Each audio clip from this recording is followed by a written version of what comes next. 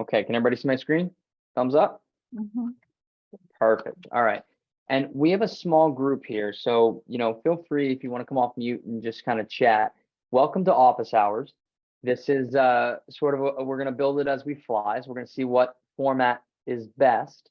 But what I think makes the most sense is if we actually go through and just sort of ask your question, and then everyone can kind of put in the chat box whether or not it applies to them. So if we get a quote unquote sizable response, then we'll address it right then and there. If not, then I'm more than happy to address it individually. Just shoot me an email to steven@ChiragShahCoaching.com. Is that fair? Okay, cool. Well, this is an open forum, so go right ahead. Who would like to lead us off? Feel free to raise your hand, come off mute, and we'll get started.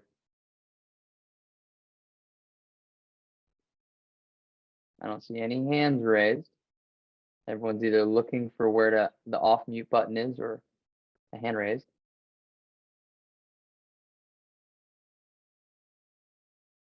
Not all at once, guys, please.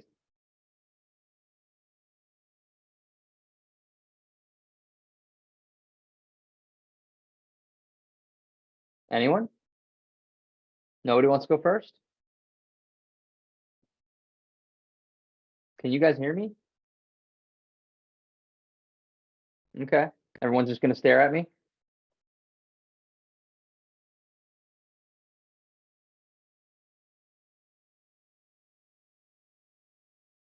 No one has a question. You've all come to office hours and no one has a question? I'm perplexed. Is someone speaking right now that I'm not hearing? Yes, I would like to have the best likely to sell telephone script. Hey, May, how are you? I'm good, thank you. Okay, likely to sell telephone script. Okay, so go ahead and everyone in the chat, if that's something that is of interest, we can devote some time to that. So just hit yes in the chat if that's something that you want. Okay, Hillary says yes. Anyone else? All right, likely to sell phone script. We can definitely deliver on that. Shanna says yes. Okay, what else is of importance? Let me ask you this, guys. How many folks on here have, thank you, Arana. How many folks on here have done the steps and implemented the steps that we've gone through so far in the course? How many folks have gotten to the place where you've got your quarter, at least your quarter, mapped out in the activity forecast? It's in your CRM, it's been gut tested. So you're at the place where you're just opening up your CRM and you're looking at the tasks ahead and you're engaging with your clients. Are we all at that place? If you're not at that place, just go ahead and in the chat, just say me or come off mute and say me. And then maybe I can help if we're not at that place.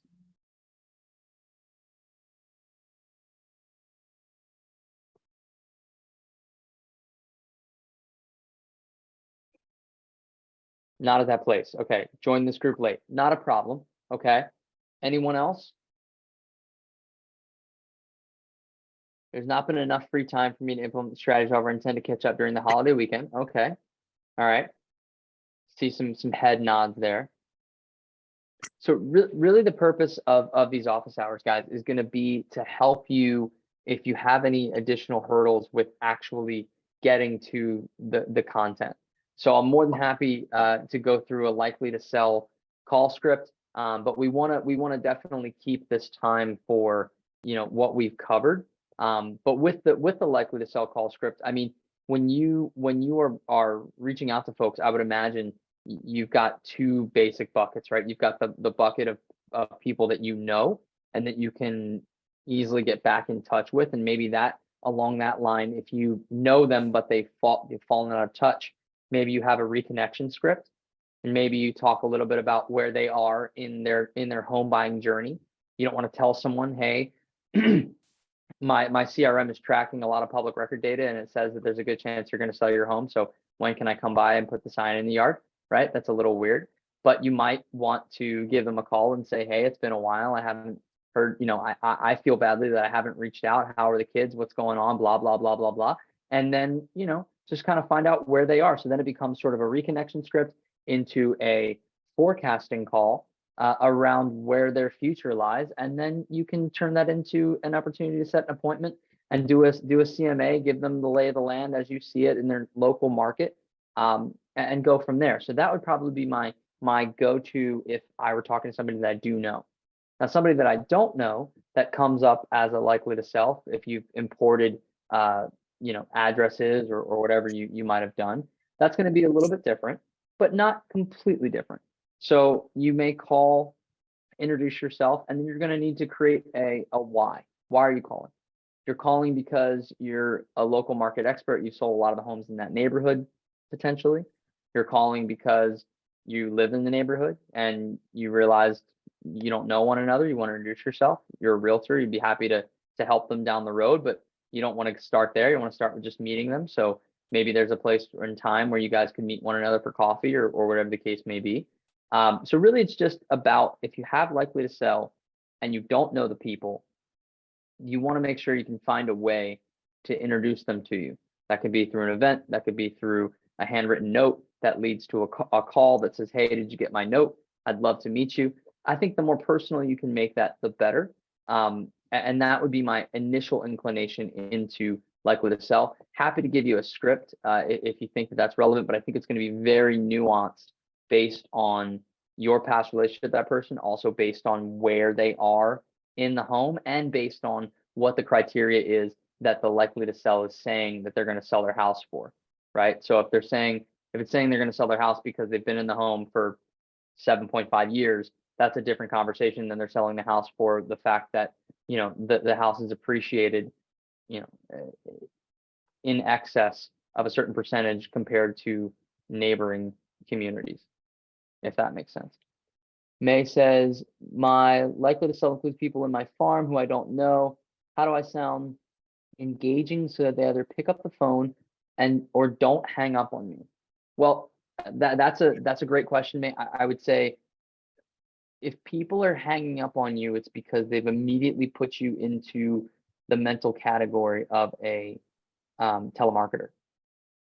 And so I would look again at how you're approaching them and really just how you get across. So more often than not, if you recall back to the 3 brains that we talked about in one of our sessions, if you haven't seen this session, you're gonna be like, what the heck is he talking about? 3 brains. But if we talk about the croc brain, right, of how you might be positioning yourself and be threatening to someone, I think maybe a simple text ahead of time saying, this is who I am, this is what I'm calling for, would really appreciate just a few moments of your time. When's a good time for us to connect? And then even if you don't get a response from that, then calling them again and, saying, listen, I gave it a shot, right? I reached out to you maybe 2 times, 1 time via text, 1 time via email, asking you for a preference on when you'd like to speak. I didn't hear back from you, so I thought I'd give it a shot. And then at that point, I think you kind of have to give them some space. If there's someone that isn't responding to a text, an email, or a phone call, then that's just kind of that. I don't subscribe to the school that says, call them until they pick up. I don't think that's a great way to go about it. But I think if you're professional and you're diligent and you put it in your CRM to follow up, maybe 3 to 6 months later and say, listen, this is the reason that I want to speak to you. If it's relevant, great. If not, then that's fine. And again, I think you can decide based on your approach. You can decide, do you want to go a softer way, which would be my tendency of, I actually want to get to know you, and here's why. Or you could simply let them know what you're actually calling for. You've been able to help X amount of people in the neighborhood to move on to the next chapter of their lives. And most of those folks have, been living in homes with a cost basis since 1970 or whatever the case may be. And you're an expert in that field. You'd be more than happy to answer any questions that they have if that's a relevant topic to them. Okay. Distressed homeowners in foreclosure. Okay, so we can continue on that track, May, individually. Let's go on to the next question. Who's got another question that they want to pose to the group? Something I can maybe help with what we covered so far, or just prospecting in general. Okay, I see a hand. Shanna, go ahead. kind of testimonial one time, and I was calling unknown homeowner nearby my listing. Of course, I had in mind for make a target of a conversation for likely to sell and get their timing and all that. And it was the last year when they were still kind of lukewarm of a multiple offers and getting a lot of phone calls because this particular home had extra acres right next to it. And as soon as I called them, an owner just shouted at me on the phone and just, we don't want to sell, and they hung up on me. So I sent them a nice apology, short thank you card, for at least picking up a phone and allowing me to talk to them. And after that, he called me back, homeowner called me back and apologized. And now we are best buddies. So sometimes when you get that real sudden rejection, take that, spin that into a positive effect and send them a thank you letter. And that was not my intention, but it comes with our profession. But it's a nice knowing you. And if you need anything, any question, feel free to call me. Until that, I will wait for you. And now we became pretty close, and I visit them with a pop-by gift and candies and holiday at least once a month and once a 2 months during the non-holiday time. So I thought I'd just share that.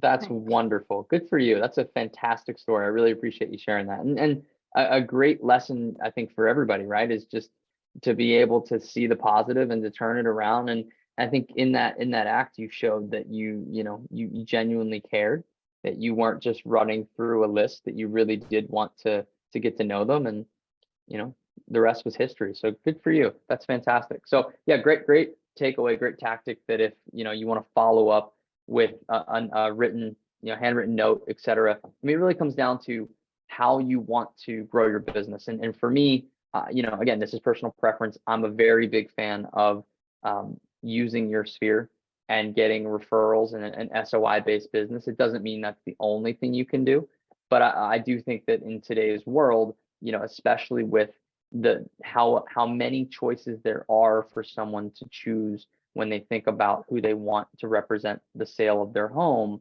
and the plethora of platforms, if you will, that are out there to search and try to find a home, it really is going to come down to that trust factor, and that just takes time.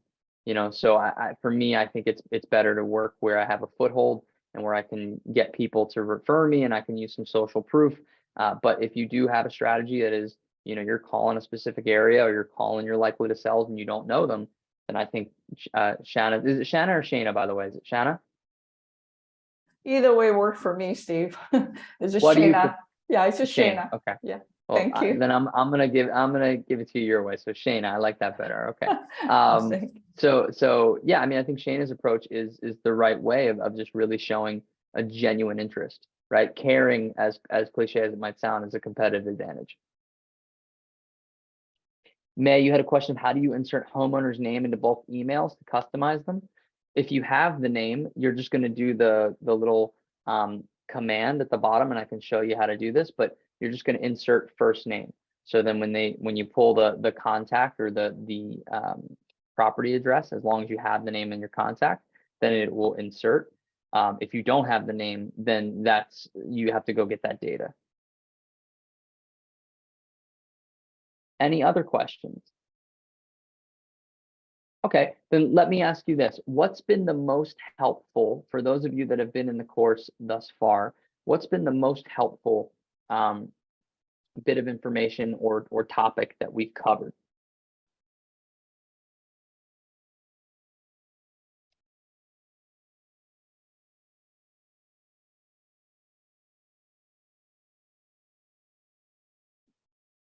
Boy, I'm really doing a good job over here. It's like, well, if you ask me what the least helpful was, I'd have a laundry list, but the most helpful, that's a hard question to answer. What's okay, here we go. Reconnection. Okay, great. Thank you, May. Anybody else?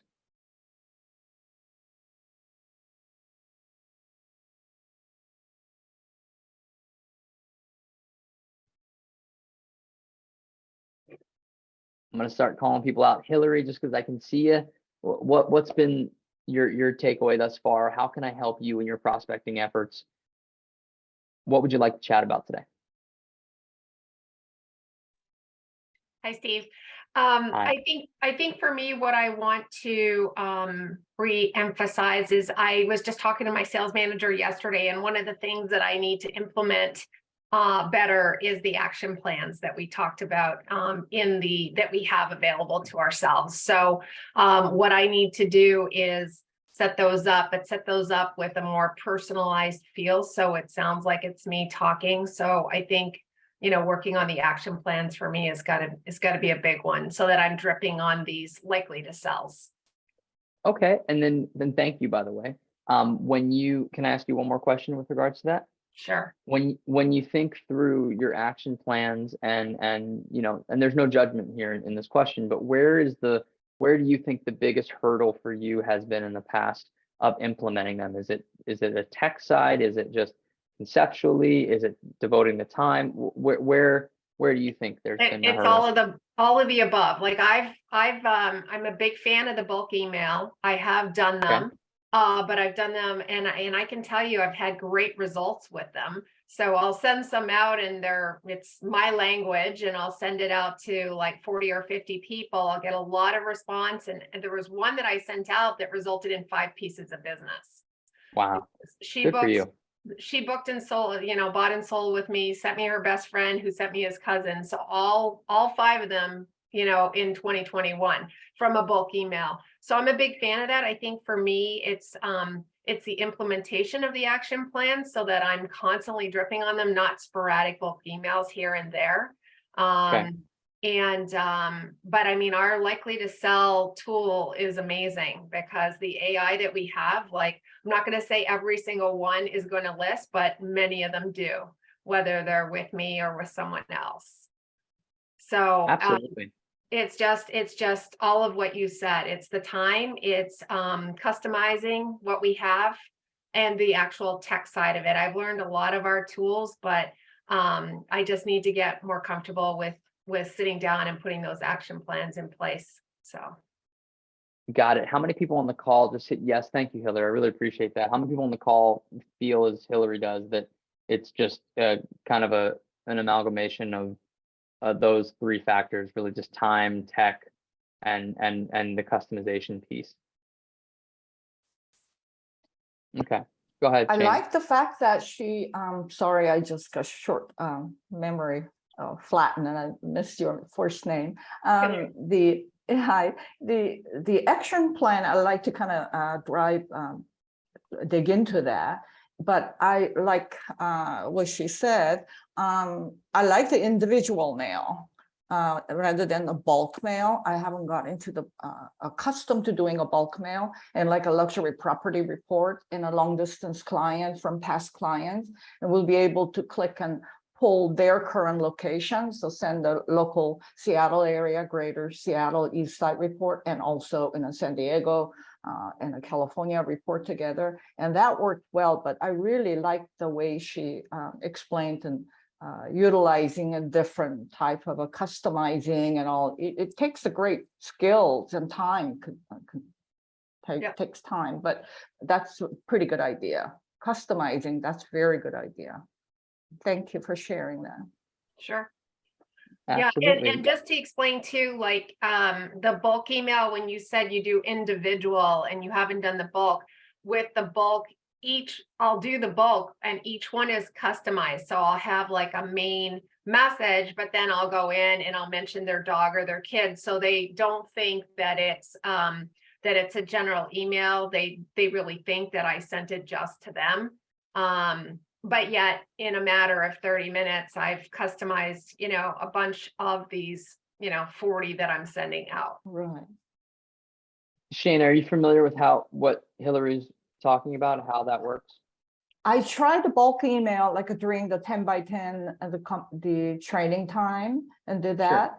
And then my personal agenda is I over perfect them, I over process it, and then pick up a template letter, and I don't quite feel comfortable in individually how to send that to the target audience. So I dig into those and it takes so much time, and then they hang up on a certain wording I don't like, and then do I doing it, technical part, and then all the letter stories and things. And then I just pull myself out from there, and then just individually following up upon my clients' needs and their target goal. Sure. Well, and I can understand that. I think we all can as well. No one's going to try to tell you how to think, but one thing I would invite you to is let yourself off the hook a little bit. The beauty of a bulk email in my mind is that it does not look manufactured. It does not look like it is a marketing piece. So I like to keep it very, very short and simple. It's usually one line that leads to an article, or one that I think is relevant to them, or one question like, hey, I want to give you a call this week. What's a good day and time? Because that is very easy to, again, not be seen as marketing, but also, like Hillary pointed out, you can really customize that and just say like, hope, and put in the name of their children, hope so-and-so are well, or whatever the case may be, or like, I want to see how big your puppy's getting. Send me a picture back, or something like that. And the tool allows you to kind of go through. So, I mean, 40 is a lot of people, but good on you, Hillary, for doing it. I personally, if I can start my day with like 5 to 7 bulk emails that go out, because it's easy for my brain to think about, what, because I do it via tags. So if you go into the system, you can just literally put in a tag, whether it's the church or it's a gym you belong to, and obviously that presupposes that you have tagged your CRM appropriately. But if you have, it should make it easier and easier for you to pick up little groups and pockets that it's going to apply to them. So then if you send it to them, you can start a conversation where, if you're sending 5 to 7 a day, you've got quite a few folks that you're touching in a week. And I don't know exactly what Hillary's numbers have been. It sounds like they've been phenomenal. I mean, 5 transactions off of 1 send is a phenomenal ROI. So good for you. But the point is that even if I can instigate an extra 3 conversations a week, that's a lot of conversations that I can have over the course of a year. So good point. I'll try that. I like that. 5 to 7 emails per day, or even 3 to 5. Yeah, I'll put that in my plan. Yeah.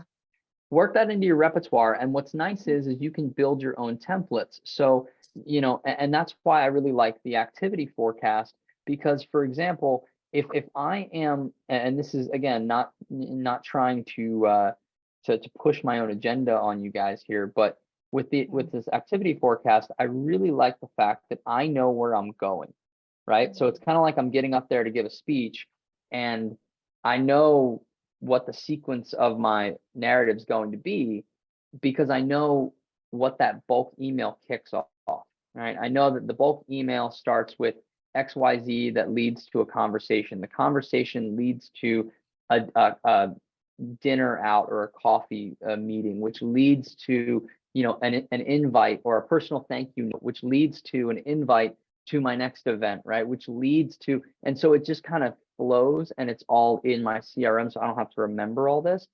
My concern is, if I don't do that ahead of time, then I might send out a bulk email and I might get a great response, and I might have 6 or 7 people that are like, cool, I'm down to talk.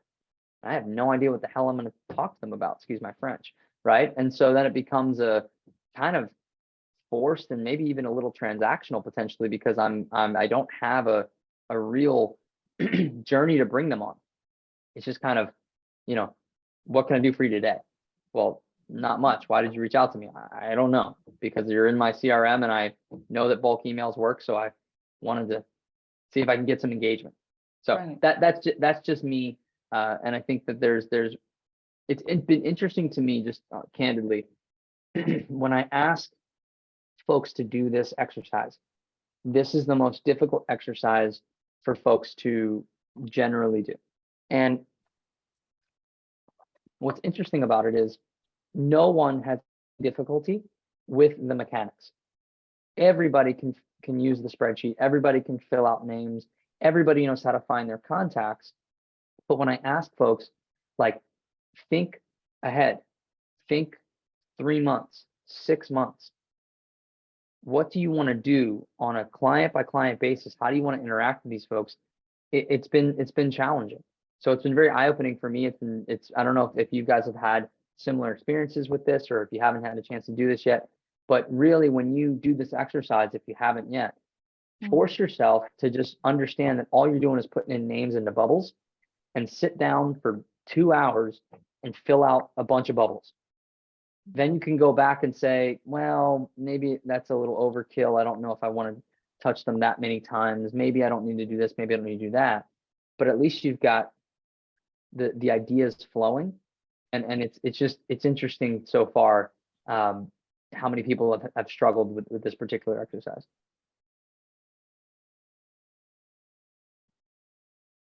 Any other questions? How many people have done forecasting calls so far? Anybody given that a try?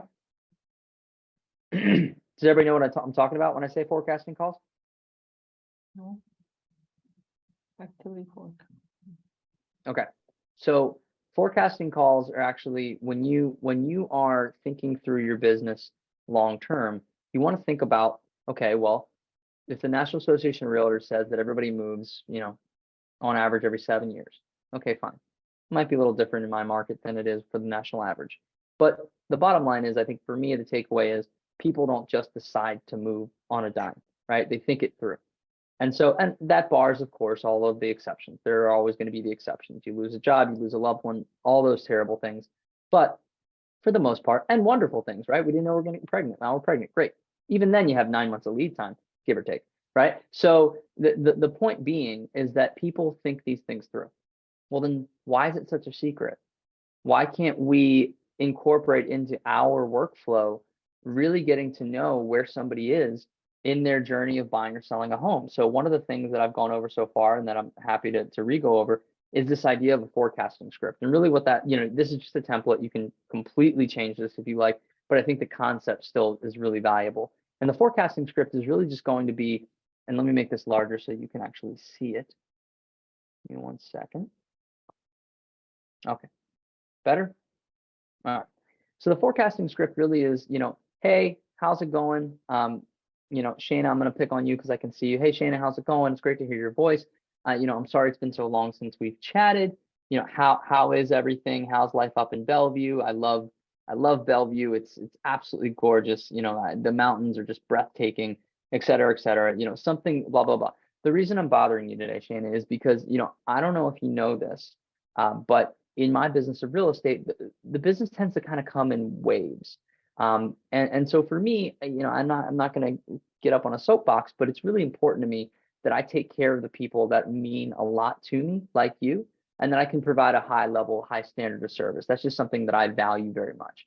The problem becomes that when I do get inundated with all these folks, some of those things can go by the wayside. And so what I'm starting to do now is I'm really taking inventory of my business and making sure that I have a good view into the future as to who is going to need my services most urgently and when you may need them down the road. So I think we helped you to buy your house. What was that, like 4 years ago? Is that right? Yes, no, maybe so. Okay. How's it coming?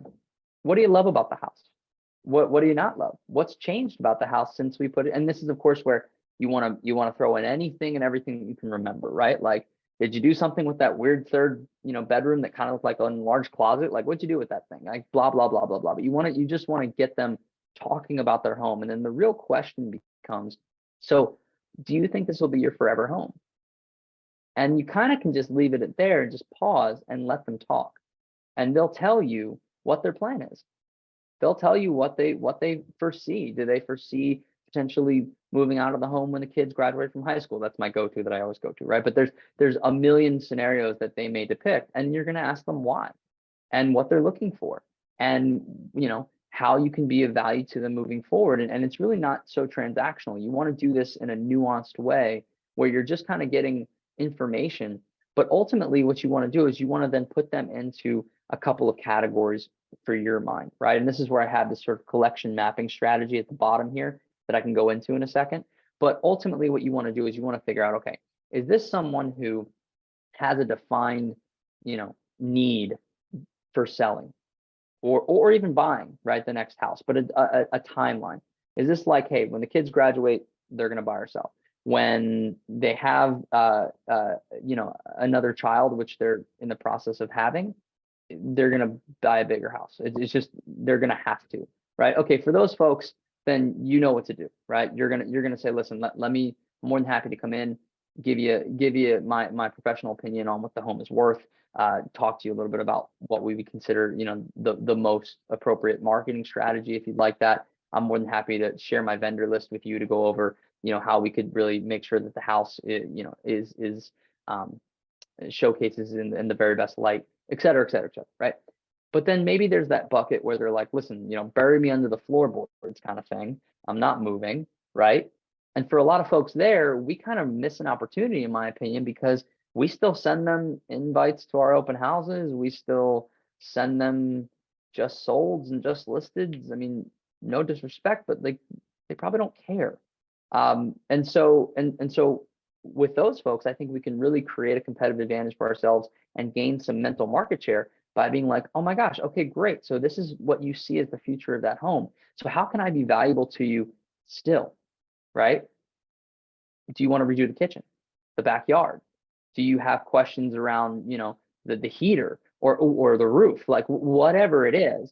And then you're like, hey, listen, I hope you don't mind, but even though I can't sell your house, I'm still going to bug you. I want you to come to my events. I want you to meet some of my friends. I want you to meet some of my past clients. I want you to, it's all about them and where they're going on their journey in their life. And if you can be involved in that, well, now you've got a phenomenal referral source. And I would tag that person as such in my CRM. So for me, forecasting calls are really the bread and butter, because all you're doing is you're just really seeing, okay, hey, out of the 100 people I know, they all live in a house, unless you hang out with a bunch of homeless people, which is your choice. I'm not against that. But they all live in a house. What is their plan with their house? If you don't know, then frankly, in my mind, there's an opportunity there, because that's our job to know, right? Like we are not just traders of the asset, right? We're not just like, okay, cool, we'll buy for this, sell for that. Like we are helping people to find their way home, right? I'm gonna stop. I'm gonna get all corny here, but you get my point, right? So that's a forecasting call, and I think that for a lot of realtors, I'm just gonna be frank, that scares the crap out of them. But if you can get good at this, I see some head nodding. If you can get good at this, then you will never want for business, because you will always be able to ask the question. It's a simple question. If you were buying or selling, would you feel comfortable using me as your realtor? If not, great. I'd love to learn why. If yes, great. I'd love to learn why. And so there's no reason for secrets. I think people feel like it can be, if you're doing that, you can be pushy. And I think that's the art of prospecting. That's the art of doing what we do as salespeople, is really helping the folks on the other end of the line to realize that we're really service people. We're there for their needs, what they want, how we can be helpful to them, not for our own agenda. And I think the more you can get conversations into that honest level, where people are going to tell you, listen, I love you, but at the end of the day, like my wife's sister is a realtor.